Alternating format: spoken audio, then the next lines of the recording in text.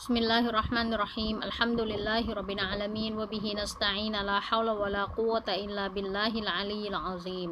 رب اشرح لي صدري ويسر لي أمري واحلل عقدة من لساني يفقهوا قولي السلام عليكم ورحمة الله وبركاته ค่ะสลามนักเรียนศูนย์การเรียนรู้ของมัสยิดอิกอมะตุลมุมินีนะคะอัลฮัมดุลิลละยังคงเป็นบทเรียนต่อเนื่องจากคราวที่แล้วที่เราพูดถึงผู้ที่ตำหนิลมฟ้าอากาศนะคะให้รู้ว่าลมฟ้าอากาศนั้นทำหน้าที่ตามคำสั่งของอัลลอฮ์ผู้ใดก็ตามที่เขาสาปแช่งหรือว่าตำหนิลมฟ้าอากาศโดยที่เขาไม่ได้เป็นเจ้าของมันนะคะการสาปแช่งนั้นจะย้อนกลับมาหาตัวเขาหรือการตำหนินั้นจะย้อนกลับมาหาตัวเขานั่นเองหะดีษต่อมาค่ะท่านรอซูล ศ็อลลัลลอฮุอะลัยฮิวะซัลลัมยังคงสอนเราให้วิงวอนขอดุอาจากอัลลอฮ์ไม่ว่าจะในสถานการณ์ใด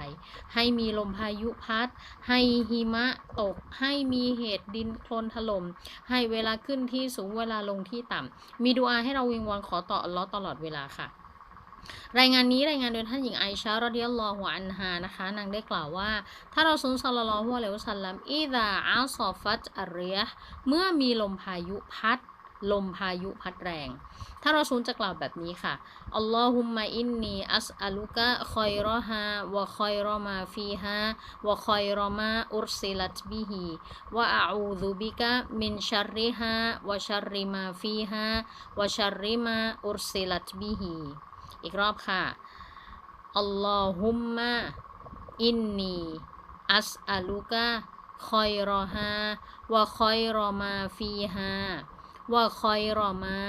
อุรซิลัตบิฮิวะอะอูซุบิกะมินชัรริฮาวะชัรริมาฟีฮาวะชัรริมา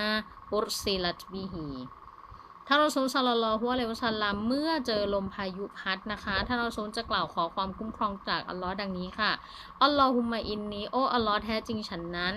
อัสอัลุกะคอยรอฮาวิงวอนขอต่อพระองค์ซึ่งความดีงามของมันวะคอยรอมาฟีฮาและความดีงามที่มีอยู่ในมันหมายถึงมีอยู่ในลมพายุนี้วะคอยรอมาอุรซิลัตบิฮีและขอความดีงามจากสิ่งที่พระองค์ส่งมากับมันว่าอูซุบิกาและขอความคุ้มครองจากพระองค์มินชัรริฮาให้พ้นจากความชั่วร้ายของลมนี้วะชัรริมาฟีฮาและให้พ้นจากความชั่วร้ายของสิ่งที่มีอยู่ในลมนี้วะชัรริมาอุรซิลัตบิฮีและให้พ้นจากความชั่วร้ายของสิ่งที่พระองค์ส่งลงมากับลมพายุนี้ค่ะนักเรียนที่ฟังหะดีษวันนี้อยู่นะคะอย่างที่ครูบอกว่าเวลาที่เราเจอหะดีษที่เป็นดุอาเหมือนเราได้ริสกีได้โชค2ชั้นได้เรียนรู้หะดีษด้วยแล้วก็ได้มีดุอาขอไปด้วยนะคะเวลาที่มีลมพัดแรงๆนะคะให้เราจัดเตรียมเก็บสัมภาระอุปกรณ์ต่างๆเรียบร้อยและอย่าลืมที่จะยกมือวิงวอนขอดุอากับอัลลอฮ์ว่าให้ลมที่พัดมาเนี่ยเป็นลมที่พัดสิ่งที่เป็นความดีงามมาให้แก่เราเป็นลมที่พัดแล้วให้พืชพันธุ์ธัญญาหารเจริญงอกงามจากการที่มันพัดเกสรตัวผู้ไปผสมกับเกสรตัวเมียช่วยให้นกนั้นบินในสถานที่ที่มันบินเพื่อให้มันพยุงตัวให้ผ่านพ้นพื้นที่ไปได้เป็นลมพัดที่ช่วยให้เรือนั้นสามารถแล่นอยู่ในทะเลได้เพราะว่าเรือต่างๆต้องใช้แรงของลมและเรือเหล่านั้นก็บรรทุกสิ่งที่เป็นสิ่งอำนวยความสะดวกให้แก่เราในสถานที่ต่างๆเพราะฉะนั้นประโยชน์ของลมมีมากมายค่ะลมนั้นช่วยให้โลกของเราอยู่ในความสมดุลหากว่าไม่มีลมพัดเลยก็จะไม่เกิดมีการพัดพาเอาสิ่งต่างๆหากว่าไม่มีลมเลยก็ไม่สามารถที่จะให้เกิดฝนตกได้เพราะลมเป็นปัจจัยสำคัญในการที่จะพัดพาก้อนเมฆเพื่อไปให้อยู่ในพื้นที่ที่อัลลอฮ์ทรงประสงค์และฝนตกลงมาค่ะอย่าลืมนะคะเวลาที่มีลมพายุพัดอย่าลืมอย่าด่าว่าลมฟ้าอากาศและให้วิงวอนขอต่ออัลลอฮ์ด้วยอัลลอฮุมมะอินนีอัสอัลุกะคอยรอฮาวะคอยรอมาฟีฮาวะคอยรอมาอุรซิลัตบิฮิ